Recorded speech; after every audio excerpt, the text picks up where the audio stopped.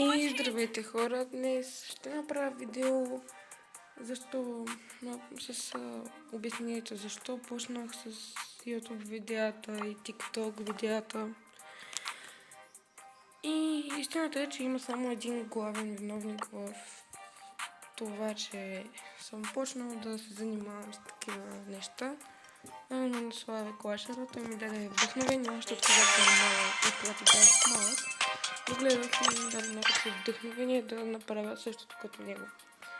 И сега се опитвам да се направя YouTube канал, в който да се събере аудитория, която да гледа моите видеа и да си говорим, да се задаваме въпроси и всякакви такива подобни неща.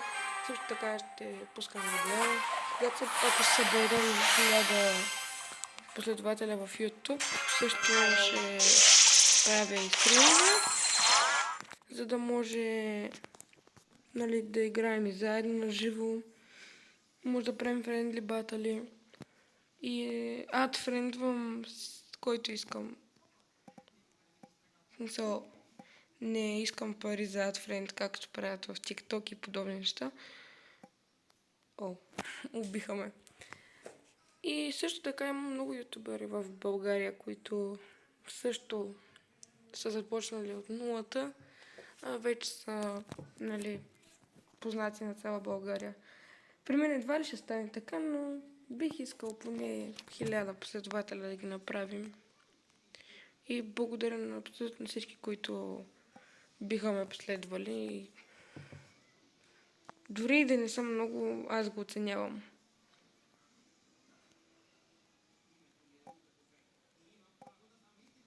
О, Боже. Също така искам да задам на хората в коментарите, ако има хора, които да гледат видеото, да попитам кой ви е най-любимия и най-омразния герой. На мен най-любимия ми герой може би е Биби, най-омразния ми е Гром, защото не го харесвам.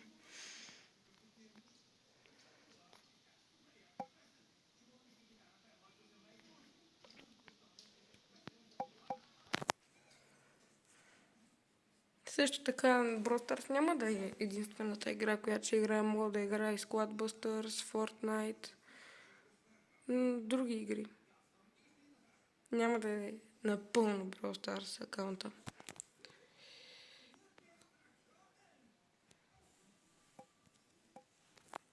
Добре, дано нашата да оцелее. Също така имам TikTok профил, в който имам 2300 последователя. Преди да събера толкова последователя в TikTok, мислих да се отказвам, защото не виждах смисъл да продължавам да правя това нещо. Никой не ме следваше, никой не гледаше видеята.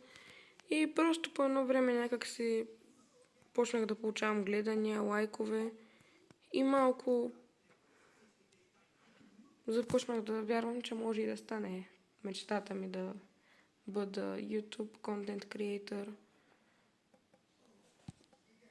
И, както казах, ще благодаря на всички, които ме последват, които се абонират за мен. Добре, дано нашата се да оцелее.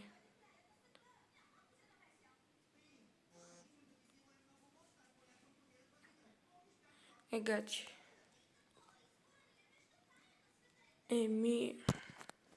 Пак трето място. Ще опитам да играя с колата. Между другото, днеска в шопа, ако някой не е влезал, има пиратски скинове.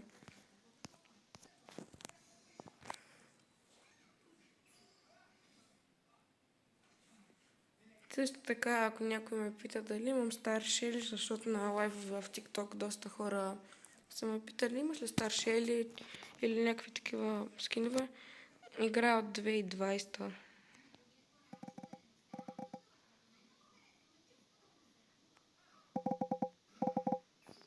Добре, нанито, що просто така стреля в въздуха?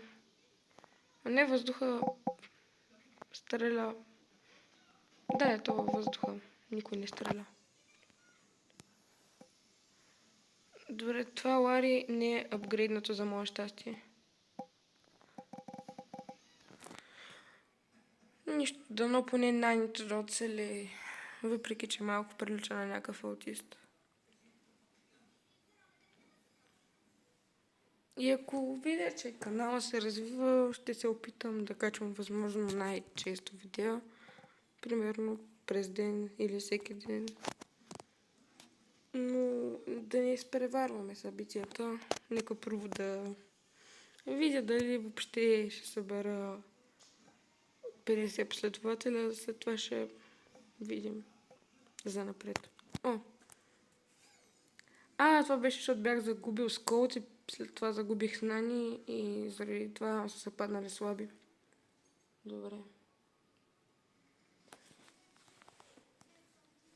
И ако някой случайно иска да дойде в клуба, трябва да е поне 47 000 купи или 45 000 купи.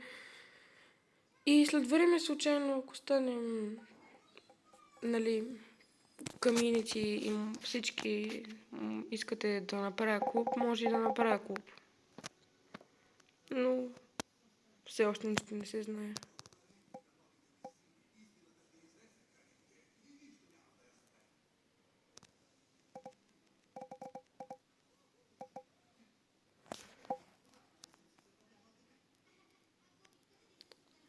Мислих си, че от храста ще го оцеля.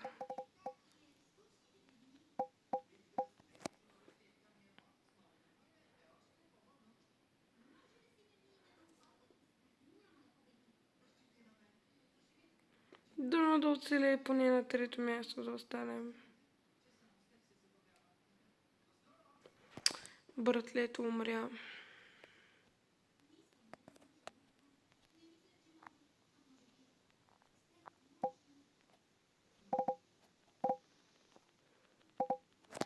Добре, тук е изцяло моя вината за загубата.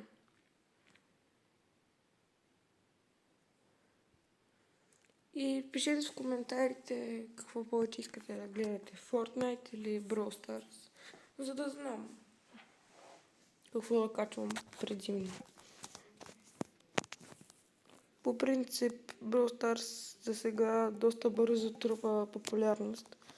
А Fortnite горе-долу се на еднакво ниво, докато по принцип, като съм излизал навънка, почти всички играят Brawl Stars.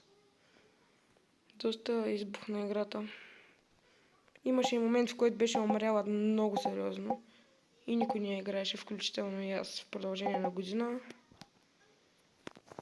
Но се промени за щастие. Сега пак е известна и интересна. Просто се стрелям както са. Тук Франка как може да ни смаже на 2 удара.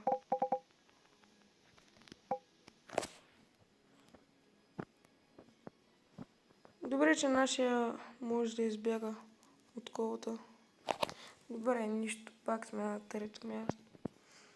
Не знам, що не иска късмета ми е на трето място. По принцип, винаги завършвам на второ или първо, ама и аз не знам защо така стана. Така че, който иска може да се абонира за YouTube канала. Ще може да правим мит или реалност, ако искате. Защото много хора правят и в Brawl Stars, и в Fortnite такива неща. Може и в други игри.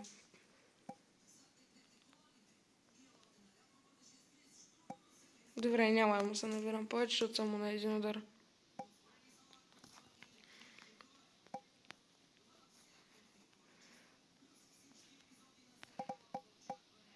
Добре, на малко е.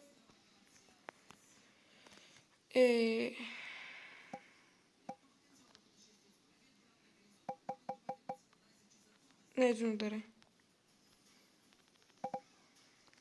Let's go. Обаче сега няма да е лесно, защото те ще ме убият. Просто трябва да Добре. Сега ще спирам видеото. Ако искате да ме съпортнете и да гледате повече такъв контент, може да дадете лайк на видеото и да ударите камбанката. Чао!